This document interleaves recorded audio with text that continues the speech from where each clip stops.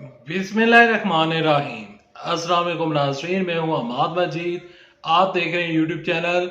Election 2024 कौन जीता कौन हारा, कौन हुकूमत बनाने जा रहा है, मुकम्मल तफसीलात लेकर आपकी खिदमत में हाजिर हूं। लेकिन ये तफसीलात शेयर करने से पहले, आगे बढ़ने से पहले आप सबसे रिक्वेस्ट करूंगा कि अगर आप इस चैनल के ऊपर नए, इस वीडियो को लाइक करें, चैनल सब्सक्राइब करें ताकि मजीद जो न्यूज़ अपडेट्स हैं आप उनको जान सके। बढ़ते हैं तफसीलात की जानब। देखिए, जब ये मैं वीडियो रिकॉर्ड कर रहा हूं तो इलेक्शन कमीशन ऑफ पाकिस्तान कल से इलेक्शन कमीशन ऑफ पाकिस्तान के जो नुमाइंदगान हैं उनकी जानब से बहाने बनाए जा रहे थे कि रिजल्ट जो है वो इस वजह से डिले है क्योंकि हमारे पास इंटरनेट की जो फैसिलिटी है, इंटरनेट ऑफ है, मोबाइल फोन सर्विसेज ऑफ है, तो इस वजह से रिजल्ट मुरतब करने में और तमाम तर जो रिजल्ट हैं उनको एक तरतीब देने में हमारे पास क्योंकि इंटरनेट बंद है, मोबाइल फोन बंद है, तो काफी टाइम लग रहा है। रात पूरी तक हम इंतजार करते रहे क्योंकि हमने भी खबरें देनी थी और आप लोगों ने खबरें सुनी थी कि कौन जीता कौन हारा। तो इवेंचुअली सुबह के टाइम खबरें आना शुरू हो चुकी हैं और रिजल्ट आना शुरू हो चुके हैं और जो अब तक के रिजल्ट्स हैं वो आपके साथ शेयर करूंगा। देखें, नवाज शरीफ साहब वो अपनी सीट जीत चुके हैं, मरियम नवाज शरीफ साहबा अपनी सीट जीत चुकी हैं, यहाँ पर हमजा शहबाज शरीफ साहब अपनी सीट जीत चुके हैं, यहाँ पर हमजा शहबाज शरीफ अपनी सीट जीत चुके हैं, जबकि लतीफ खोसर साहब अपनी सीट जीत चुके हैं। यहाँ पर काफी लंबी चौड़ी डिटेल है।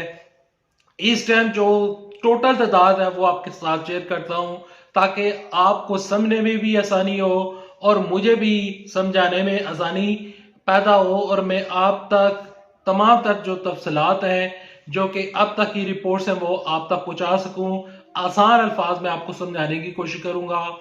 अब तक कौमी असम्बली में तहरीक इंसाफ के जो आज़ाद उम्मीदवार यानी कि जो उनके अमायत याफ्ता उम्मीदवार हैं उनकी जो तादाद है वो तकरीबन 50 सीटों से लीड पर है।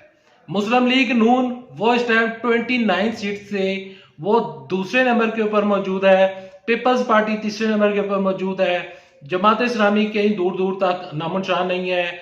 यहाँ पर तहरीक लबैक जिसको कहा जा रहा था कि इस इलेक्शन में वो कोई बहुत बड़ा अपसेट करेंगे, वो अपसेट नहीं कर पाए। इलेक्शन में जितनी भी जमातें हमें नजर आई और जो उम्मीदवार हमें नजर आए वो तकरीबन 2018 के लोग थे और 2018 में जिन लोगों को आवाम ने मुंतखब किया था आज भी तकरीबन वही चेहरे हमारे सामने आ रहे हैं। मेहरबानो कुरैशी साहिबा जो हैं वो हार चुकी हैं। जरताज गुल साहिबा का अभी रिजल्ट रुका हुआ है, कब आएगा कैसे आएगा कोई पता नहीं है क्योंकि election commission of Pakistan official result हमें नहीं बता रहा। 47 फॉर्म 45 वो कल ही तकरीबन तमाम तर कैंडिडेट्स को मिल चुके थे, लेकिन इलेक्शन कमीशन ऑफ पाकिस्तान ने जो फॉर्म 47 रिलीज करना होता है, देना होता है, तो वो तमाम तर चीजें अभी तक जब मैं ये वीडियो रिकॉर्ड कर रहा हूं अभी तक मुकम्मल जो रिपोर्ट्स हैं वो सामने नहीं आई।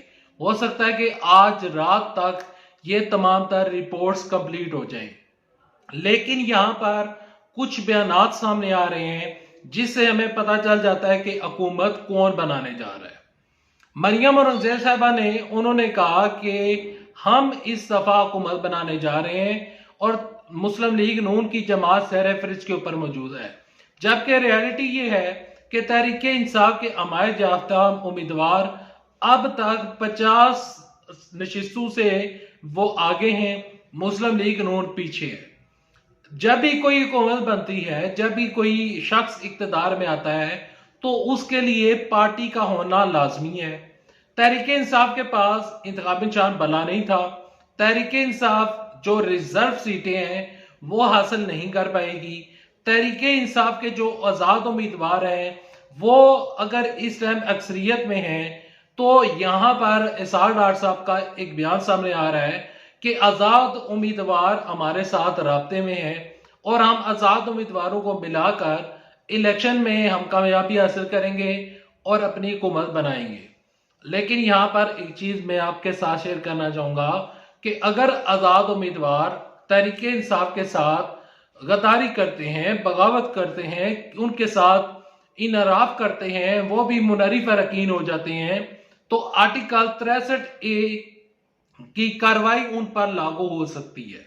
ये तमाम तर जो कानूनी नुकात आपके साथ शेयर कर रहा हूं, इसमें तहरीक इंसाफ के वो लोग जिन्होंने तहरीक इंसाफ के नाम पर वोट लिया, इवन के वो आजाद उम्मीदवार थे, लेकिन उनको टिकट जारी किया था तहरीक इंसाफ ने, पार्लिमानी कमेटी थी तहरीक इंसाफ की, तो यहां पर वो लोग मुश्किलात का शिकार हो सकते हैं।